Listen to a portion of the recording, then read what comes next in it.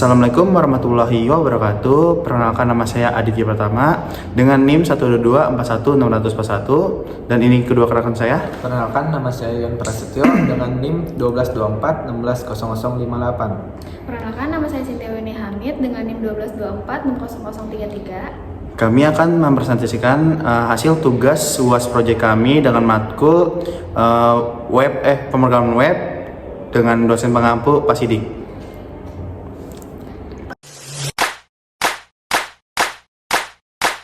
Kami akan mempresentasikan website yang kami buat dengan tema Hotel Forex.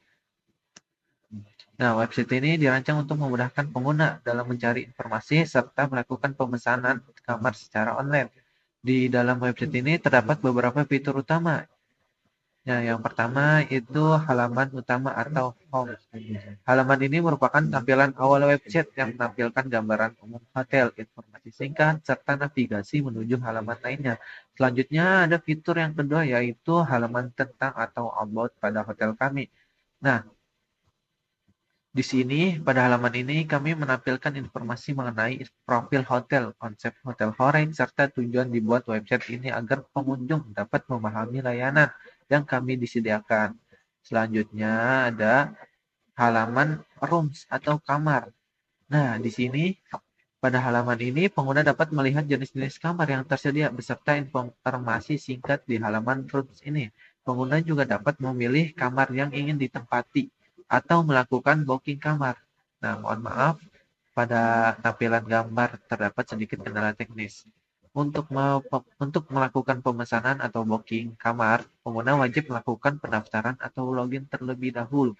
Oleh karena itu, kami menyediakan fitur dan daftar login. Nih. Fitur ini bertujuan untuk mengamankan data pengguna serta mempermudah proses pemesanan kamar agar lebih teratur dan terdata dengan baik. Nah, oke, kami akan mendaftarkan lebih terdahulu.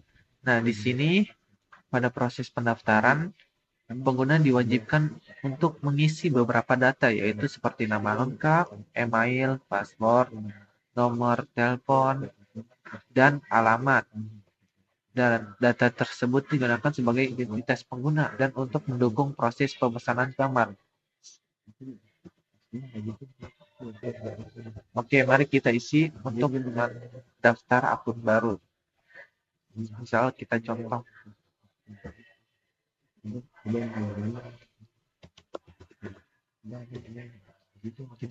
Misalkan nama, emailnya juga kita harus mengisi juga ya.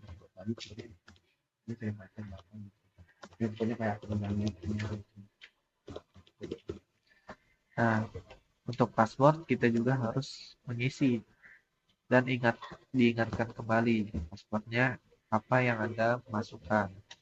Di sini kita misal masukkan password 1 2 3 4 5. Oke. Nah, di sini juga kita harus untuk mengisi nomor telepon ya.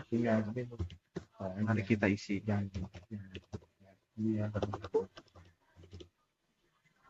Selanjutnya alamat juga kita harus mengisi.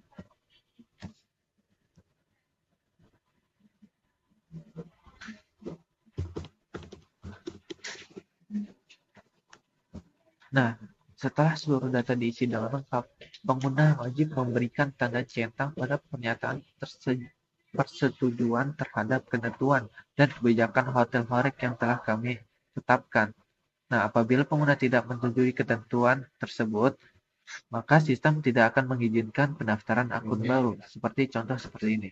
Nah, itu tidak bisa untuk membuat akun baru. Di sini kita malah mendaftarkan. Nah, fitur ini dibuat untuk menjaga keamanan data, kejelasan aturan, serta kenyamanan antara pihak hotel dan pengguna. Setelah itu, proses selesai dan data berhasil disimpan, maka akun baru pada website Hotel Forex berhasil dibuat. Jika pendaftaran berhasil, pengguna cukup mengklik menu login untuk masuk ke akun yang telah didaftarkan. Pada halaman login, pengguna memasukkan email dan password yang telah dibuat sebelumnya, seperti ini. Nah, memasuki email yang kata kita daftar, tadi email yang kita daftar itu adalah adits.gmail.com dan PW-nya itu adalah 1 2 3 4 5 6. Masuk. Nah, oke, di sini sudah masuk ke dalam customer. Oke, di sini untuk fitur-fiturnya ya seperti tadi ya, home, about, dan rooms. Nah, di sini kita ada gambarnya karena di sini kita menggunakan dengan kayak fitur websitenya. Jadi di situ udah ada kayak link-link HTTPS. Jadi dia menyambung. Kalau misalnya dia nggak menyalakan wifi-nya atau jaringannya kita nyalakan, otomatis dia hilang.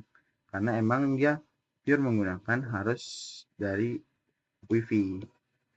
Nah, di sini seperti ada standar room, deluxe, dan suite. Nah, dan di bawahnya ada footernya ya. Lalu di sini ada nama dari customer tersebut, adits, lalu customer. Nah, di sini adalah notifikasi. Nah, notifikasi ini nanti akan muncul titik merah saat si customer ini sudah booking. Nah, kita booking dulu ya. Booking now. Lalu, nah di sini nih untuk tanggal check-in date-nya dan check-out date-nya itu sesuai dengan tanggal sekarang. Nah, ini di sini saya ngeteknya tanggal 6. Nah, di sini jadi otomatis bakal tanggal 6. Dan di sini otomatis keesokan harinya atau di tanggal 7. Nah, misal pasti dia bakal sesuai dengan tanggal-tanggal yang atas sekarang. Kalau misalnya dia mau check out yang kemarin nggak bakal bisa, otomatis dia abu-abu. Bisa pencet-pencet nggak bisa. Oke, lanjut. Nah, check availability ini sebenarnya untuk kayak nih kamar ini ada nggak di hari ini, itu sesuai dengan yang kata di check in check out nya. Nah, oke, di sini ada kredensial untuk kamar-kamar presiden, lalu suite dan deluxe. Nah, ini di sini ada problem ya Pak, soalnya di sini nih di websitenya itu kayak entah kenapa nyambung Pak, udah kita otak-atik tapi masih tetap aja sama aja. Nggak tahu sih, ini saya lewatnya sih dari database ya Pak, jadi database itu ada image URL-nya. Nah, di sini kita gabungin. Nah, pas kita sambungin malah dia aktif ke gambarnya standar room. Ini saya juga agak kurang sih Pak, kurang tahu ini, soalnya pas saya coba-coba masih tetap aja sama aja.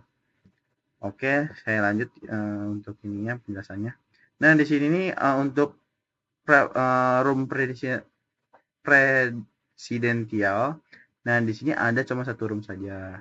Jadi di sini kalau misalnya si adits ini bakal check out, otomatis dia bakal hilang karena emang roomnya cuma ada satu doang. Nah, selanjutnya di sini suite sama juga, ada satu room, hanya tersisa satu room aja. Di sini di loss ada dua, mau ada dua dia. Lalu standar room juga sama, ada dua. Oke, di sini saya coba untuk check out di presidential. Nah, di sini dia sesuai dengan tanggal sekarang ya. Dan lihat, ini dia tanggal 6 dan tanggal 7. Di sini otomatis dia ke tanggal 6 tanggal 7. Dan di sini kan saya check outnya 1 malam. Bila saya check outnya untuk 2 malam. Nah, oke, selanjutnya di sini kan kita udah deluxe lalu itu. Nah, di sini kita coba untuk kredensial. Nah, di sini nih sesuai dengan tanggal kita untuk check in dan check out-nya. Itu tadi tanggal 6 ya. Sebenarnya tanggal 6 tanggal 7 tadi saya coba kan itu. Nah, coba di sini tanggal 7 ini kan 2 malam ya, Pak, di sini. Nah, lalu di sini coba oke, selanjutnya di sini kita akan cek untuk booking ya. Nah, di booking sini kita untuk coba presidential. Nah, presidential ini kan kita tadi tanggal 6 dan tanggal 7, otomatis di sini terhitungnya 1 malam. Nah, coba kita ganti dengan tanggal 8. Apakah dia bakal ganti? Dan nah, dia jadi 2 malam. Nah, 2 malam kita check in, habis itu di sini otomatis proses to booking. Nah, di sini kan kita udah pilih kamar, data diri sudah terkonfirmasi, dan sekarang sesi pembayaran. Nah, untuk metode pembayaran di sini kita ada transfer bank, e-wallet dan kris, dan bayar di resepsionis. Nah, untuk transfer bank, di sini kita harus ada bukti pembayaran. Nah, bukan hanya transfer bank, tapi e-wallet juga, e-wallet dan kris juga sama. Nah, di sini kalau misalnya contoh mandiri. Nah, di sini kalau misalnya kita belum upload bukti pembayaran, otomatis konfirmasi pembayaran bakal terkunci atau tidak bisa sama sekali. Dan e-wallet pun juga sama. E-wallet pun juga sama nol. Jadi sebelum kita upload bukti pembayaran, dia otomatis gak bakal bisa. Kecuali untuk dibayar di resepsionis. Nah, dibayar resepsionis langsung terbuka nih konfirmasi pembayarannya. Oke, kita coba di transfer bank. Di Mandiri virtual account, lalu kita upload bukti pembayaran. Oke, kita sebagai contohnya orang ini. Oke, cuplikan layar sudah ada. Lalu kita langsung bisa konfirmasi pembayaran. Oke, nah di sini jam 3 detik otomatis bakal langsung ke riwayat pemesanan saya. Nah, di sini prosesnya masih menunggu, Pak. Nah, karena di sini tuh si admin itu belum mengonfirmasi pembayarannya customer tersebut. Nah, jadi si admin ini mengecek dulu apakah sudah masuk atau tidak. Nah, kalau misalnya sudah masuk untuk pembayarannya, otomatis nanti si admin itu bakal langsung mengkonfirmasi. Jadi dia bakal mengubah datanya menjadi check in atau confirmed, dan untuk pembayaran jadi sudah terbayar.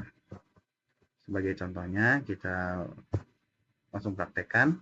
Nah, di sini yang saya bilang, Pak, tadi dia langsung ada notifikasinya loh. Jadi ada notifikasinya. Notifikasinya jadi di sini tuh pemasangan aktif, update terbaru, tapi dalam masih pending. Oke, untuk ininya kita langsung saja. Teman-teman, selanjutnya pengguna akan melakukan login sebagai admin hotel. Sebelumnya customer dapat keluar dari akun dengan menekan tombol exit yang ada di sini, lalu kan log out. Nah, setelah customer berhasil log out, proses pengelolaan dan konfirmasi booking selanjutnya akan dilanjutkan oleh admin melalui halaman admin.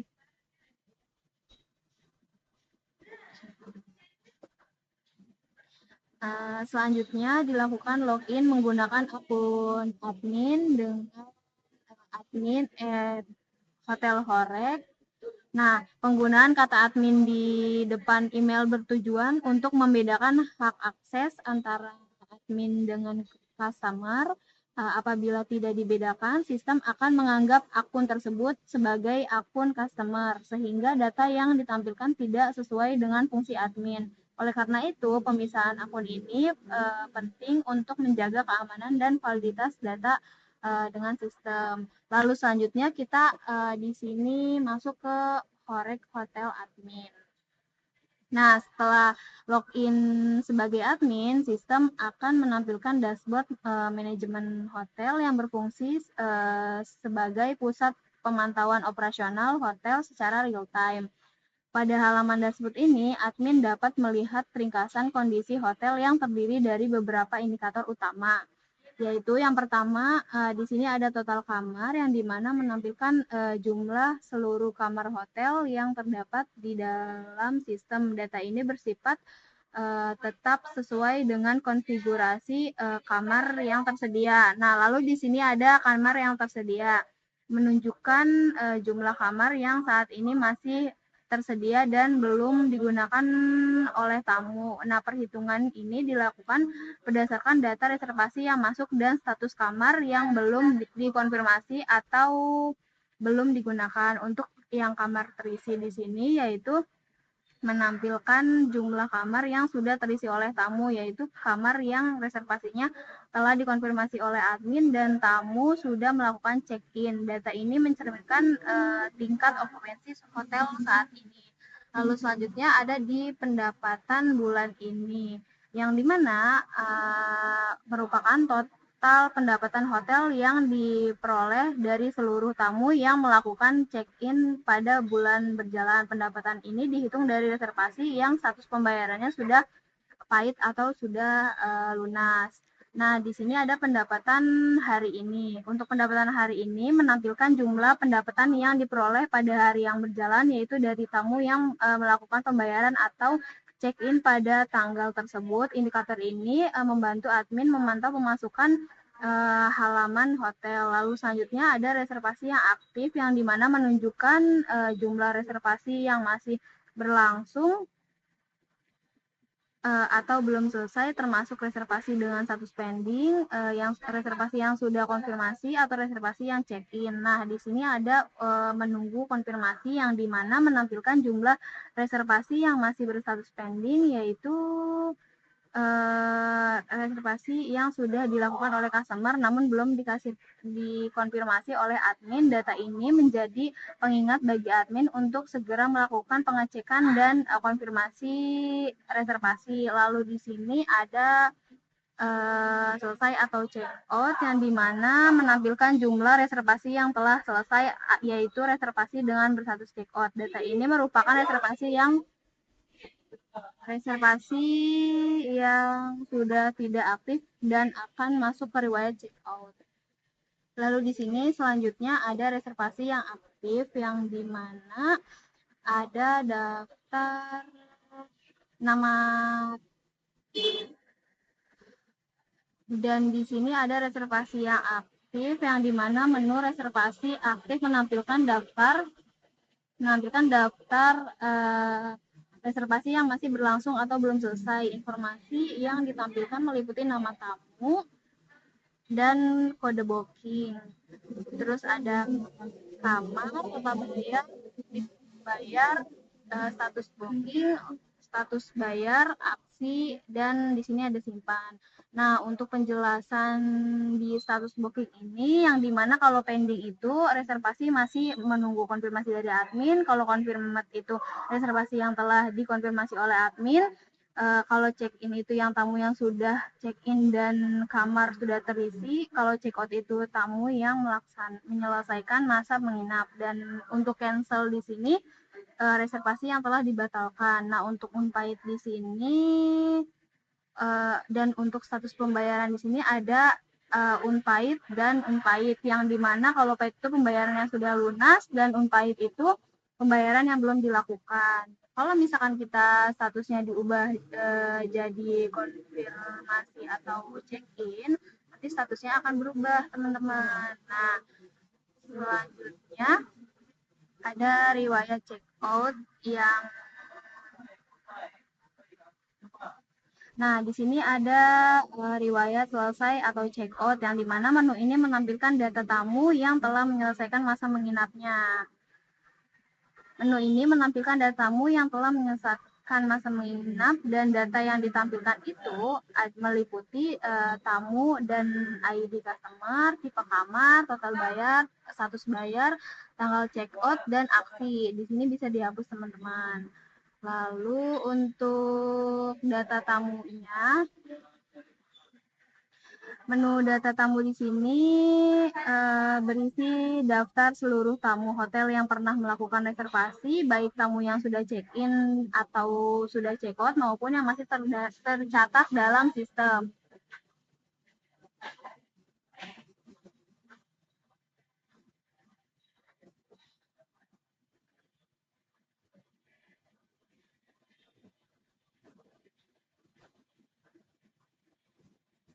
Nah, untuk aksi di sini ada tombol detail, teman-teman.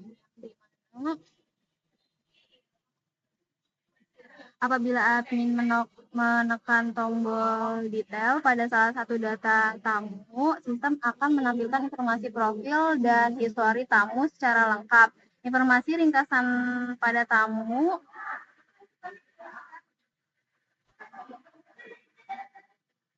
yaitu ada kode booking, kamar, tipe kamar, check-in check-outnya tanggal berapa, lalu ada total, status, dan tanggal. Nah, di sini kita lanjut untuk ke cetak laporan ya teman-teman. Untuk menu cetak laporan, sistem menampilkan ringkasan data dan statistik hotel yang digunakan untuk keperluan dokumentasi, evaluasi, dan pelaporan manajemen. Di sini ada total reservasi, pengeluaran, reservasi terakhir, rata-rata menginap, dan di sini ada riwayat reservasi si tamunya juga.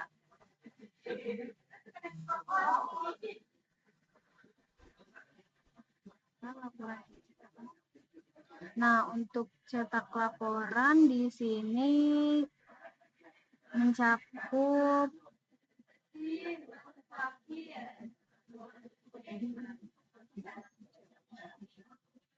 Nah, di sini untuk cetak laporannya menampilkan ringkasan data dan statistik hotel yang digunakan untuk keperluan dokumentasi ini udah. Nah, informasi yang ditampilkan pada halaman ini meliputi total daftar tamu, total tamu yang terdaftar, total reservasi, total pengeluaran, dan rata-rata pengeluaran tamu. Nah, fitur cetak laporan tamu di bagian bawah. Nah, di sini ada daftar tamu hotel yang dimana ada nomor, nama tamu, kontak, reservasi, total pengeluaran selama tamu menginap, tanggal check-in dan terakhir bookingnya ada berapa. Lalu di sini kita kembali ya teman-teman. Nah, untuk laporan kamar di sini, pada menu laporan kamar, admin dapat memilih tanggal. Pada laporan penggunaan kamar di sini, kita bisa lihat di sini ada total kamar, total yang di booking, total per malam, rata-rata semua kamar yang telah digunakan. Nah, di sini juga ada top 5 kamar yang paling produktif dan 5 kamar yang paling sepi. Nah, di sini ada detail per kamarnya, itu ada nomor kamar, tipe kamar, dan per malamnya juga berapa. Lalu di sini ada status, total booking, malam per malamnya juga berapa, pendapatan per malamnya berapa, dan terakhir digunakannya. Di sini juga bisa dicetak teman-teman.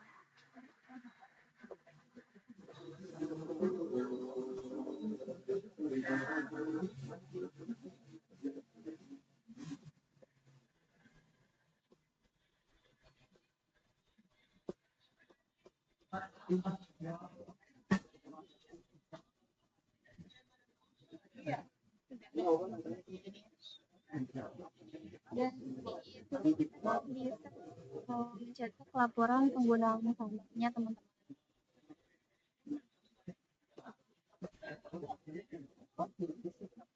Oke, selanjutnya kita kembali ke admin. Selanjutnya, setelah admin menyelesaikan proses pengelolaan reservasi yang dilakukan setelah admin menyelesaikan proses pengelolaan reservasi, kita akan melakukan logout dan sistem kembali digunakan dengan login sebagai customer.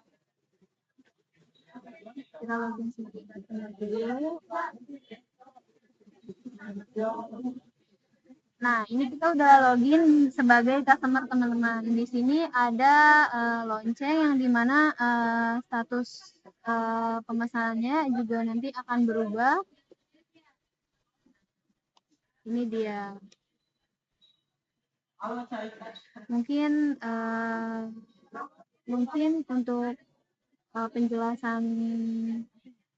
untuk penjelasan di bagian adminnya kurang lebih kayak gini ya teman-teman. Cukup sekian dari presentasi kami, kurang lebihnya mohon maaf. Wassalamualaikum warahmatullahi wabarakatuh. Tamatnya sudah acuan tadi. Terima